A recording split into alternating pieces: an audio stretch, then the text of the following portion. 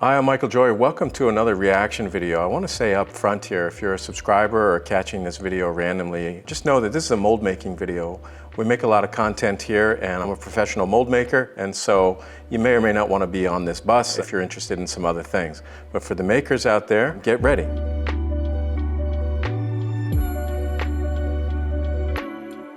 Hi, I'm Michael Joy. Welcome to another Hand-ufacturing mold making video. These are part critique, part education, part show and tell. And this is kind of fun. We've been looking at plaster molds, so now let's look at a small silicone mold. I think anybody that's starting with silicone molds, you should definitely start small. Silicone is pretty expensive. I've actually molded this little Ganesh before, so I haven't watched the video. Let's see what this guy's approach is. We'll make a silicone mold out of this small statue. You can use type of... First off, whenever you're buying molding from a store-bought statue, it's already come from a silicone mold. So you have seam lines, you have like the hand that's like this is probably a little fatter in the back because they already modified the piece. What you can't tell is the pieces that were modified by the mold that they, in post-production, they finished. You know, the holes in the arms, those were probably cast with a small shim. And let's see what he does. To make a mold from it. First, oh boy, make the base for the mold. I'm using plastic bottle here. Measure the height and cut it out with this X-Acto knife. You put one of those through your finger. I did that. It sucks. Cutting complete. Now I grab a wooden plank and fix this plastic ring like this. I'm using hot glue here to fix this and seal it properly.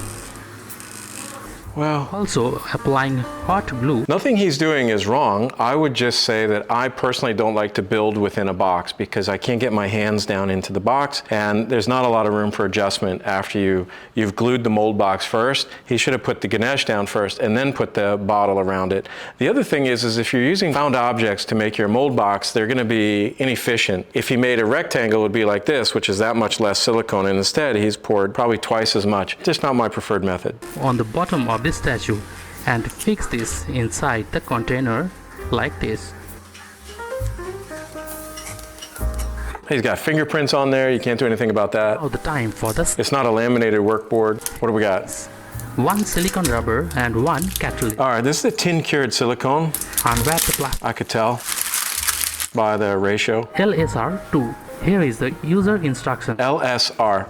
LSR simply means liquid silicone rubber. I mean, you should know these conventions because otherwise it sounds like science. Important. And here are some pictures of many things you can make by using. So basically the supplier would buy this silicone, buy the drum, knock it down into smaller batches that people can buy in portions. It's just what a distributor would do. This silicone rubber. This is the catalyst. Ratio is. It's too bad that it's not pigmented. By its weight.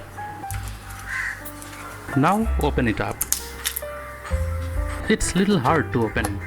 It is with needle nose. Nice. Where's the gloves? Open the catalyst also.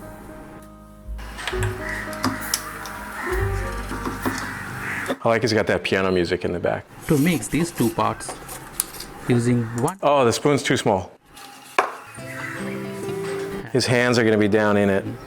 Where's the spatula to cut it? And then cut it. He didn't weigh it? What's happening? Silicone is really expensive, so you want to weigh out what you're putting there. And if he knows the dead weight of the empty container, he can tar it out on the scale and he'll be okay. But what's happening is his mixing container is too narrow and too tall. I would always mix silicone for small pieces in a small, wider container, but that's if I was applying it by hand. We have vacuum chambers, so I would mix it in a big container that's wider that I can get my hand down there. Mixing small amounts of silicone is I would never just do that. I would have like 10 things lined up and mix up one big batch and save the time. And the catalyst. Which you'll never know if it's mixed in well because there's no color. You need a dash of iron oxide in there. By its weight for the best result. Here I used 700 gram of rubber solution and 35 gram of catalyst. Oh, where's the gloves? Where's the glasses? Now mix these two parts properly and keep in mind. You see what I mean? He's like, you can't scrape the sidewalls of this. So that it's so satisfying. When you start mixing silicone that has a watery consistent Oh, it's getting worse. Okay. Try to pour. If you're mixing silicone where you have the base, which has a much more density to it, and then you put the catalyst on top, the catalyst is like water. And when you mix, if you're too aggressive at the beginning, you just splash out the watery catalyst on the top and then your ratio's jerked. So you really got to mix it in slow, and you got to fold it in at the beginning until that catalyst is put in throughout the silicone. The other thing is that spoon didn't allow you to scrape the sidewalls. So if he scrapes the sidewalls when he pours, he's pulling in uncatalyzed silicone into this box. You can see all the air bubbles in his container there, and basically he should be pouring in a very thin stream. It's called needling, and what happens is the air bubbles will stretch and burst before they hit the mold box if you needle. Which helps to pop up the bubble inside of it. Well, let's hope he mixed well. Once fully covered, let it be cured for 4 hours. Oh, 4 hours is short. So the question is what happened to all that other silicone that he mixed, right?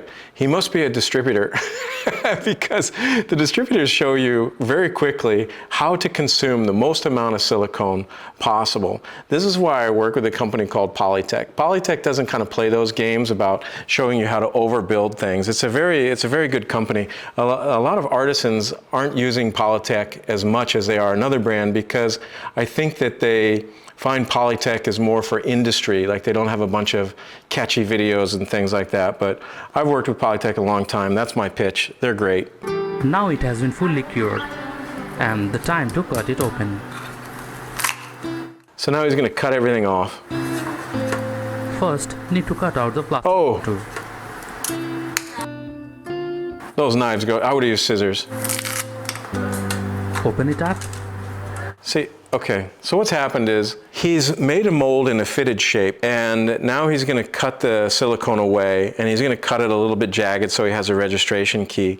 The thing is ideally he would want to have kept that plastic container that it came from because the silicone that he poured is really soft, and when he puts the mold back together, what's holding it in its original shape? He's going to have to use tape or rubber bands, and tape or rubber bands can compress a mold and bring it out of distortion.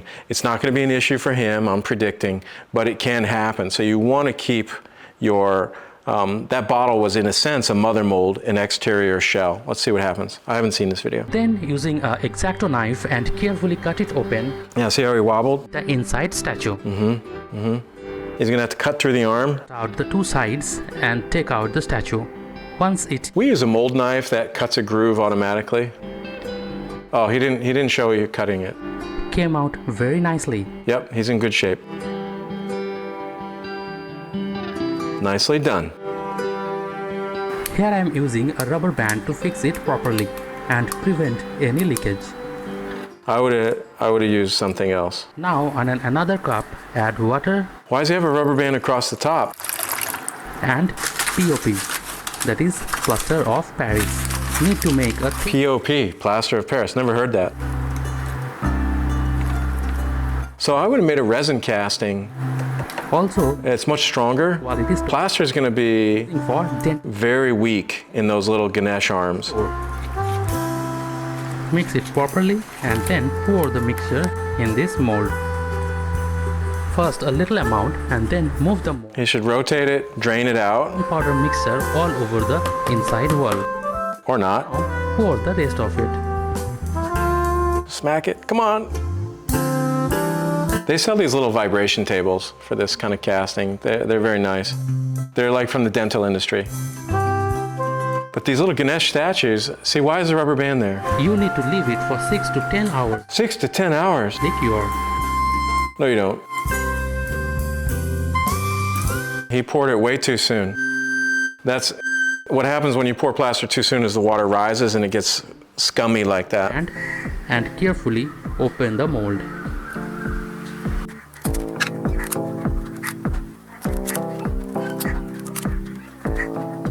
Just broop. Let's see if an arm breaks, Don't hurry. or a hand or a finger or something. You need to use a hydrocal for this kind of casting. It has to be strong. Comes out perfectly like this. Nice job, buddy. See how it's look? There's probably a bunch of pinholes on there. Let's see. It's so beautiful.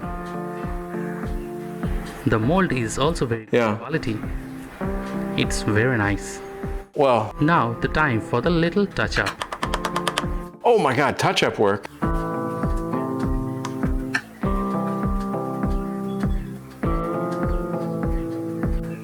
Well, it's not wrong, it's just not worth it, in my mind. Once touch-up done, leave it in. If he had poured this in resin, what you would do is you'd take the silicone mold, you'd dust it with talc, baby powder, and then get that extra out of there, and then you put it together and you'd pour liquid resin into it. And because there's a talc surface inside, that talc draws the resin to the edges and it breaks the surface tension, and then it eliminates all these micro bubbles. He could have put in a soapy water mixture into the silicone mold first, and that would have coated the interior. It's like I forget what they call it, but anyways, it creates a low surface tension between the silicone and the water, and it reduces the amount of bubbles inside of your mold. But ultimately, the way to do this is you make a silicone mold and you pressure cast your object inside, and it's flawless. As long as your mold is good, your castings will be perfect. So Direct sunlight for 3 to 6 hours. It will become a rock solid. I mean, the first time you make a mold and you get this little statue and you didn't have to sculpt it, it's pretty freaking magical. Once done, But pretty soon you're like, oh, that statue is 10 cents at the store. Why did I just make one? this will be a perfect DIY gift for your friends or family, or you can start your own business. This is what I would teach a kid on. I mean, it's a good little project for a kid because then they can paint them. Mold.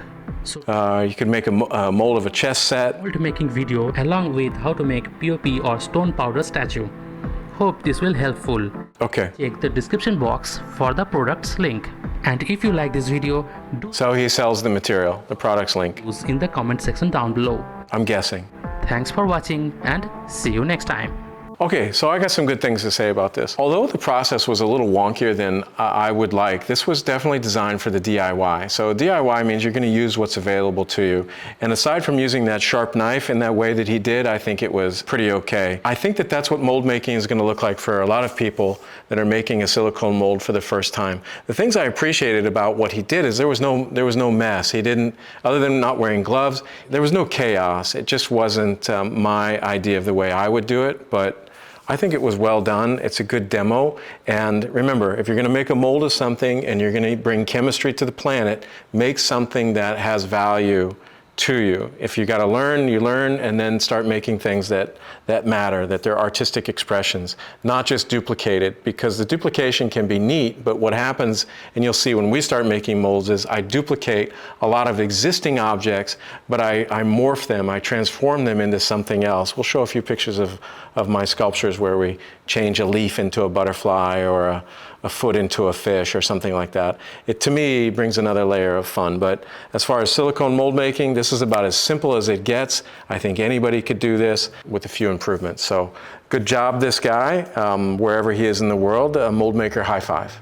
Thank you for watching this video. We're getting ready to launch a new platform called Hand-ufacturing. It's going to feature a lot more educational films about mold making and casting, from very basic to advanced mold making. Our hope is that it helps the business entrepreneurs out there learn efficient ways to manufacture their products and bring a lot more wealth into their household. Stay tuned.